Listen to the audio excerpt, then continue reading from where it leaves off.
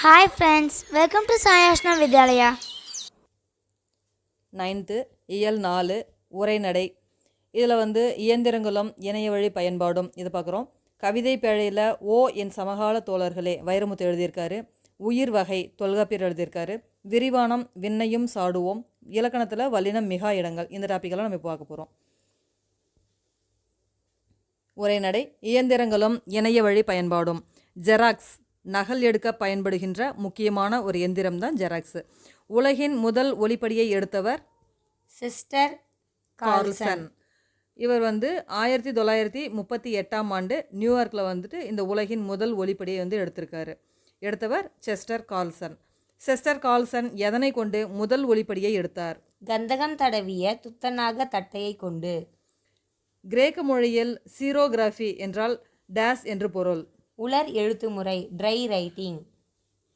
ஒலிப்படி இயந்திரம் photo copier R xerox இது உலகிற்கு அறிமுகப்படுத்தப்பட்ட ஆண்டு 1959. டேசாம் ஆண்டு குறியீடுகளை மின்னாற்றல் உதவியுடன் அச்சிடுவதில் வெற்றி கண்டு அதற்குரிய காப்புரிமையை பெற்றவர் 1846 ஸ்காட்லாந்து கண்டுபிடிப்பாளர் அலெக்சாண்டர் பெயின். அவர் தான் காப்புரிமை வாங்கியிருக்காரு. ஃபான் டெலிகிராஃப் என்ற தொலைநகல் கருவியை உருவாக்கியவர் இத்தாலி நாட்டு இயற்பியல் அறிஞர் ஜியோவானி காசில்லி அப்படிங்கிறவர் தான் ஃபான் டெலிகிராஃபி அவர் பண்ணியிருக்காரு.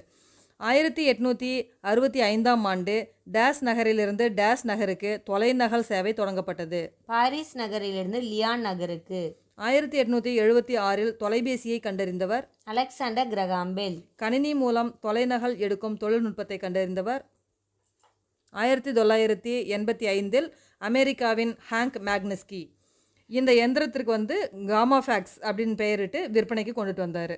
நான் இங்கிலாந்திலோ உலகின் எந்த மூலையிலோ இருந்தாலும் என் வங்கி பணத்தை எடுத்து பயன்படுத்துவதற்கு ஒரு வழியை சிந்தித்தேன். சாக்லேட்டுகளை வெளித்தள்ளும் எந்திரத்திலிருந்து யோசனை கிடைத்தது. அங்கு சாக்லேட் இங்கு பணம் என்று கூறியவர் ஜான் ஷெப்பர்ட் பாரன். இங்கிலாந்தைச் சேர்ந்த பொறியாளரான ஜான் ஷெப்பர்ட் பாரன் என்பவரின் தலைமையிலான குழு பார்க்லேஸ் வங்கிக்காக லண்டனில் டேசாம் ஆண்டு தானியங்கி பண இயந்திரத்தை நிறுவியது. 1967 ஜூன் 27. டேஸ் என்பவர் 1962 கடவுச்சொல்லுடன் கூடிய அட்டைக்கு இங்கிலாந்தில் காப்புரிமை பெற்றிருந்தார். Adrian Ashfield.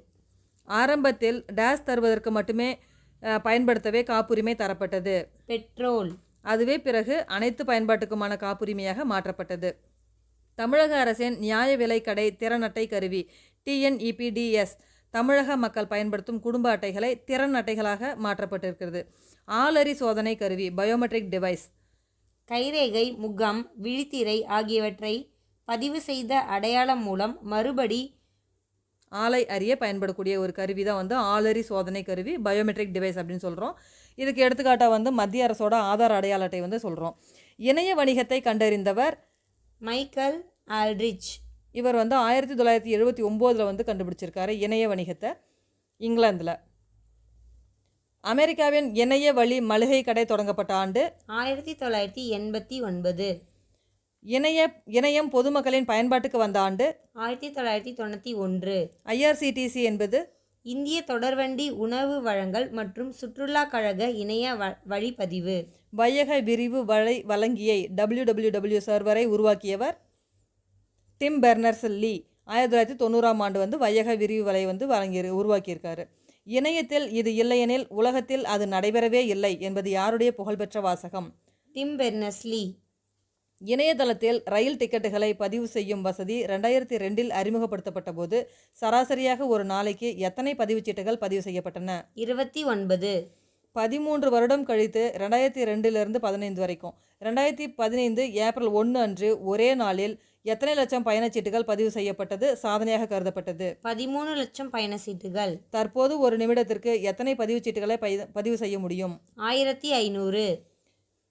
எத்தனை லட்சம் பயனர்கள் ஒரே நேரத்தில் இணைய வழி சேவையை பயன்படுத்த முடியும்? 3 லட்சம் பயனாளர்கள். 10ஆம் வகுப்பு மாணவர்களுக்கு தேசிய திறனாய்வு தேர்வு நேஷனல் டேலண்ட் சர்ச் எக்ஸாம் அப்படின்னு சொல்லக்கூடிய NTSE எக்ஸாம் 10th படித்த மாணவர்களுக்கு கொடுக்குறாங்க. 8ஆம் வகுப்பு முடித்த மாணவர்களுக்கு தேசிய திறனாய்வு மற்றும் கல்வி உதவித்தொகை தேர்வு national means come merit scholarship scheme exam. கிராமப்புற பள்ளிகளில் 9ஆம் வகுப்பு பயிலும் மாணவர்களுக்கு வைக்கக்கூடிய டெஸ்ட் வந்து ஊரக திறனாய்வு தேர்வு TRUST, Tamil Nadu rural students talent search examination. இந்த எக்ஸாம் வந்து 9th படிக்கிற ஸ்டூடெண்ட்டுக்கு வந்து வைக்கிறாங்க. அடுத்தது கவிதை பேழை. ஓ என் சமகால தோழர்களே எழுதியவர் வைரமுத்து. கரிகாலன் தன் பெருமையெல்லாம் கணிப்பொறியிலே பொருத்துங்கள், ஏவும் திசையில் அம்பை போல இருந்த இனத்தை மாற்றுங்கள், ஏவுகணையிலும் தமிழை எழுதி எல்லா கோளிலும் ஏற்றுங்கள். இந்த பாடல் வரிகளுக்கு சொந்தக்காரர் வைரமுத்து. இலக்கண குறிப்பு. அன்பும் பண்பும் அன்பும் இனமும் மொழியும் எண்ணுமைகள் சொன்னோர் வினையால் அணையும் பெயர். கவிஞர் வைரமுத்து பிறந்த ஊர் தேனி மாவட்டத்திலுள்ள மெட்டூர். கவிஞர் வைரமுத்து பெற்ற விருது பத்மபூஷன் விருது வந்து கவிஞர் வைரமுத்து பெற்றிருக்காரு. வைரமுத்துவின் சாகித்ய அகாடமி விருது பெற்ற நூல் கள்ளிக்காட்டு இதிகாசம். இது ஒரு புதினம் நூல். 2003ஆம் ஆண்டு சாகித்ய அகாடமி விருது வாங்கியிருக்கு. 2004ஆம் ஆண்டு வணக்கம் வள்ளுவ அப்படிங்கிற நூல் வந்து ஈரோடு தமிழன்பன் சாகித்ய அகாடமி விருது வாங்கியிருக்காரு. இந்தியாவின் சிறந்த பாடலாசிரியருக்கான தேசிய விருதினை எத்தனை முறை வைரமுத்து பெற்றுள்ளார்? 7 முறை. மாநில அரசு விருதினை எத்தனை முறை பெற்றுள்ளார்? 6 முறை. இவருடைய கவிதைகள் பல மொழிகளிலும் மொழிபெயர்க்கப்பட்டுள்ளன. ஹிந்தி, தெலுங்கு, மலையாளம், வங்காளம், ஆங்கிலம் உள்ளிட்ட பல மொழிகளிலும் வைரமுத்துவுடைய கவிதைகள் வந்து மொழிபெயர்க்கப்பட்டுள்ளது. ஓ என் சமகால தோழர்களே என்ற கவிதை தொகுதி இடம்பெற்றுள்ள நூல் வைரமுத்து கவிதைகள். இலக்கியங்களில் அறிவியல். புலவர் பாடும் புகழுடையோர் விசும்பின் வலவன் ஏவா வானூர்தி என்ற வரிகள் இடம்பெற்றுள்ள நூல் புறநானூறு. அந்தரத்தார் மயனே என ஐயுறும் தந்திரத்தால் தமனுள் கரை கண்டவன் வெந்திரலான் பெருந்தச்சனை கூவி ஓர் எந்திர ஊர்தி ஏற்றுமேன் என்றான். இவ்வரிகள் இடம்பெற்றுள்ள நூல் சிவக சிந்தாமணி. நாமகள் இளம்பலத்தில் இடம்பெற்றுள்ள பாடல் இது. இதில் வந்துட்டு சிவகன் வந்து மயில்பொறி விமானம் பற்றி சொல்கிறாரு. குறியீடுகளை மின்னாற்றலாக மாற்றுறது அந்த அலெக்சாண்டர் பெயின் ஸ்காட்லாந்தை சேர்ந்தவர் 1846ஆம் ஆண்டு கண்டுபிடிச்சிருக்காரு. ஃபான் டெலிகிராஃப் ஜியோவானி காசில்லி இத்தாலி நாட்டுக்காரரு. தொலைபேசியை கண்டுபிடிச்சவர் அலெக்சாண்டர் கிரஹாம்பல் 1876. முதல் ஒலிப்படி செஸ்டர் கார்ல்சன் நியூயார்க்கை சேர்ந்தவர் 1938ஆம் ஆண்டு கண்டுபிடிச்சிருக்காரு. கடவுச்சொல்லுடன் கூடியது ஆட்ரியன் ஆஷ்ஃபீல்டு வந்து கண்டுபிடிச்சிருக்காரு. இங்கிலாந்து நாட்டை சேர்ந்தவர் 1962ஆம் ஆண்டு. ஏடிஎம் மிஷினை கண்டுபிடிச்சவர் ஜான் ஷெப்பர்ட் பாரன். அந்த சாக்லேட் மிஷினை தான் வந்து தன்னுடைய மெஷினுக்கு எக்ஸாம்பிளாக வச்சு கண்டுபிடிச்சார். இவரும் இங்கிலாந்து நாட்டை சேர்ந்தவர் 1967. இணைய வணிகத்தை கண்டுபிடிச்சவர் மைக்கேல் ஆல்ரிச் இங்கிலாந்தை சேர்ந்தவர் 1979ஆம் ஆண்டு. கணினி மூலம் தொலைநகல் படி எடுக்கிறத கண்டுபிடிச்சவர் ஹேங்க் மேக்னஸ்கி. காமா ஃபேக்ஸ் அப்படின்னு சொல்லுவாங்க. அதை 1985ஆம் ஆண்டு. வையக விரிவு வலை டிம்பர்னஸ் லீ இங்கிலாந்தை சேர்ந்தவர் 1990ஆம் ஆண்டு கண்டுபிடிச்சிருக்காரு. இயல் 4 கவிதை பேழை. உயிர் வகை எழுதியவர் தொல்காப்பியர். கண்டு கேட்டு உண்டு உயிர்த்து உற்றறியும் ஐம்புல உணர்வுகளின் வாயிலாக டேஸ் என்பதை பெறுகிறோம். அறிவு.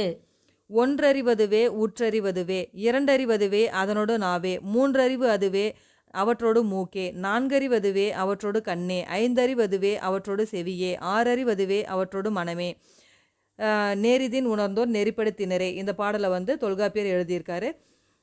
ஒன்றறிவு அதாவது ஓரறிவு அப்படின்னு சொல்லக்கூடியது புல் மரம், இரண்டறிவு அப்படிங்கிறது சொல்லக்கூடியது நத்தை சங்கு.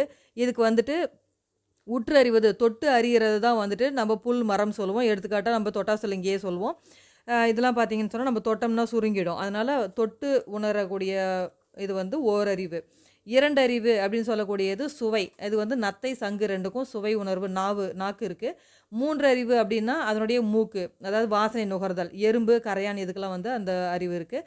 நான்கறிவு அப்படின்னு சொல்லக்கூடியது நாலாவது அறிவாக கண்ணை வந்து சொல்கிறாங்க. இதுக்கு வந்து நண்டு தும்பி இதெல்லாம் வந்து எக்ஸாம்பிள் சொல்கிறாங்க. அடுத்தது ஐந்தறிவு அப்படின்னு சொல்லக்கூடியது அவற்றோடு செவியே.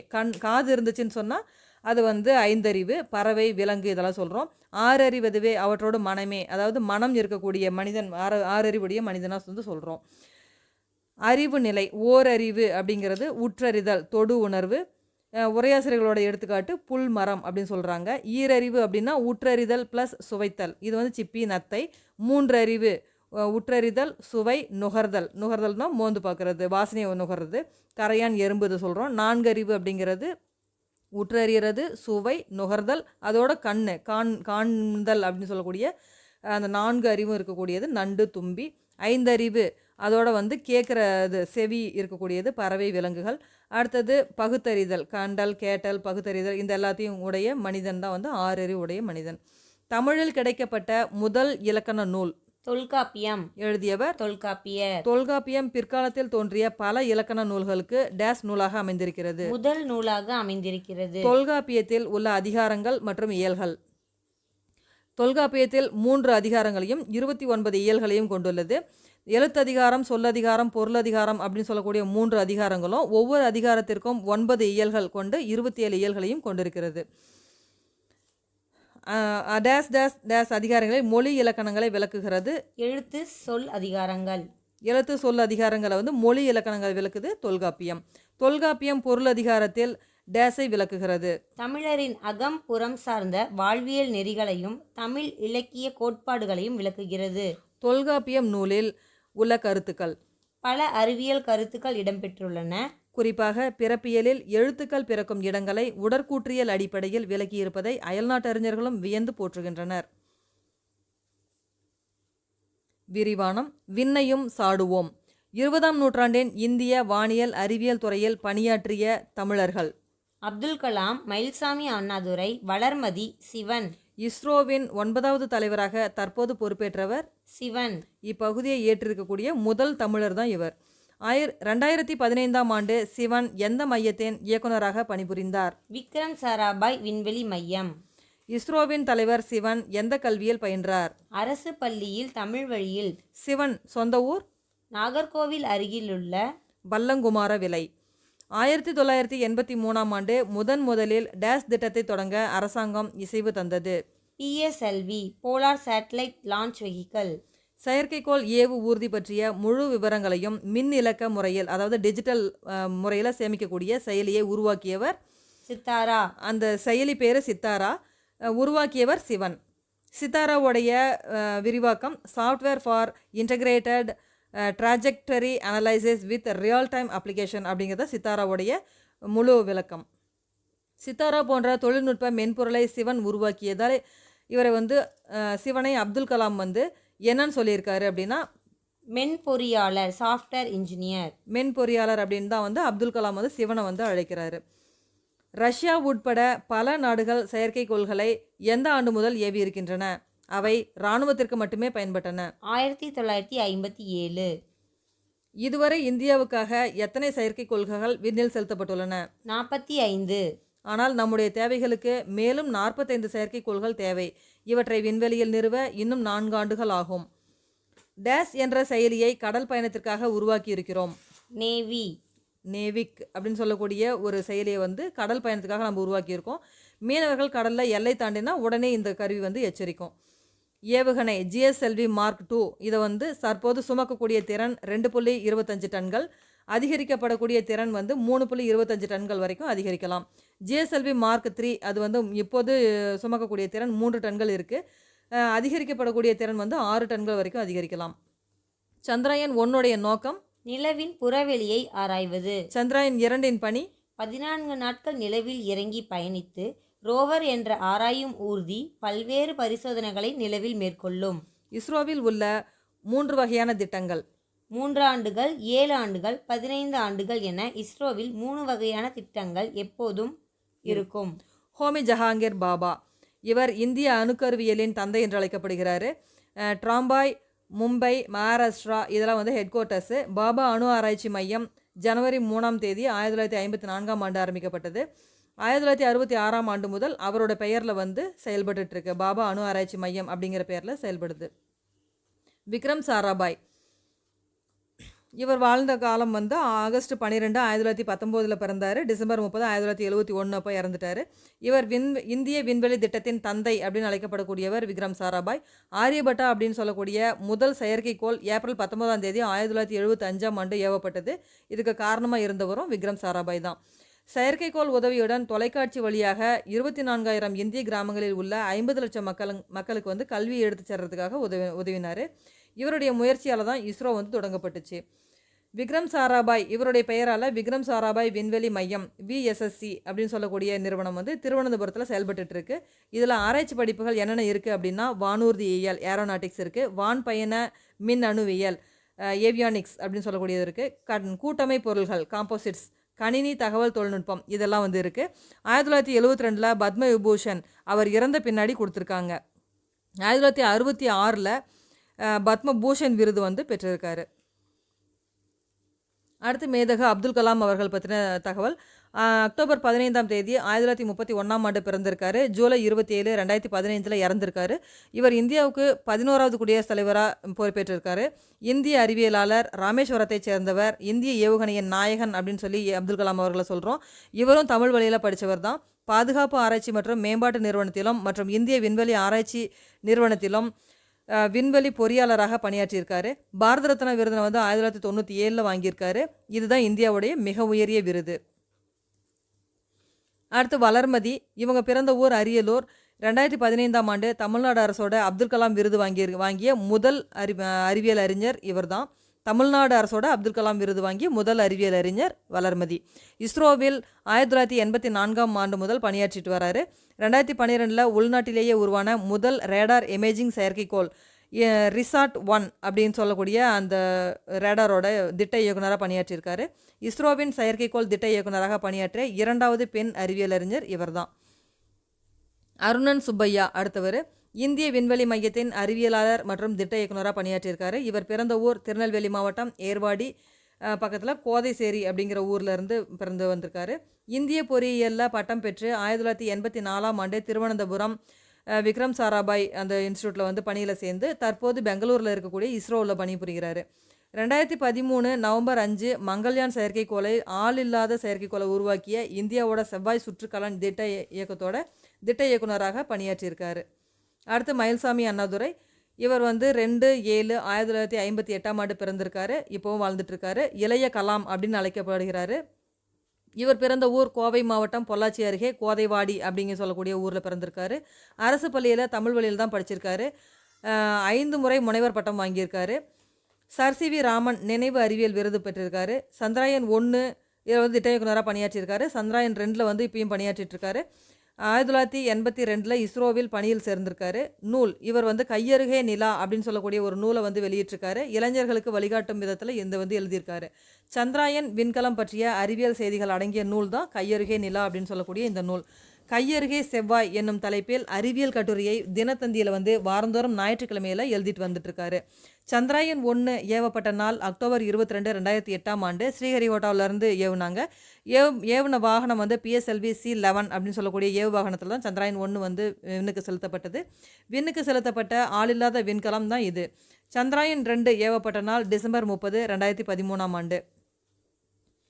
அடுத்து மொழியை ஆள்வோம். நாக்கு இதை பற்றின சில செய்திகளை வந்து பார்க்க போகிறோம். தித்திப்பு நுனிநாக்கு. நுனிநாக்கில் தான் நம்ம தித்திப்பை வந்து உணர முடியும். உப்பு பரவலாக குறிப்பாக நுனி. கசப்பு உள்நாக்கு.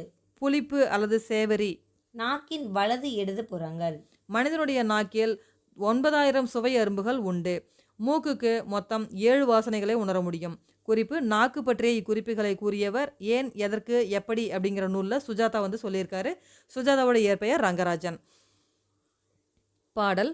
பொங்கியும் பொலிந்தும் நீண்ட புதுப்பிடர் மயிர் சிலிர்க்கும் சிங்கமே, வானவீதி திகு திகு என எரிக்கும் மங்காத தணர் பிளம்பே, மாணிக்க குன்றே, தீர்ந்த தங்கத்தின் தட்டே, வானத்தகலியில் பெருவிளக்கே, கடலிலே கோடி கோடி கதிர்கைகள் ஊன்றுகின்றாய், நெடுவானில் கோடி கோடி நிறைசுடர் கைகள் நீட்டி, இடைப்படு மலையோ காடோ இல்லமோ பொய்கையாரோ, அடங்க நின் ஒளி அலாவ அமைந்தனை பரிதி வாழி அப்படின்னு சொல்லக்கூடிய இந்த பாடலை எழுதியவர் பாரதிதாசன். கலைச்சொற்கள். ஏவு ஊர்தி, லான்ச் வெஹிக்கல், ஏவுகணை, மிசைல், கடல் மைல், நாட்டிக்கல் மைல், காணொலி கூட்டம், வீடியோ கான்ஃபரன்ஸ், பதிவிறக்கம், டவுன்லோட், பயணியர் பெயர் பதிவு, பேசஞ்சர் நேம் ரெக்கார்ட், இது வந்து PNR அப்படின்னு சொல்கிறோம். மின்னணு கருவிகள், electronic devices, IRCTC, Indian railway catering and tourism corporation. நன்றி.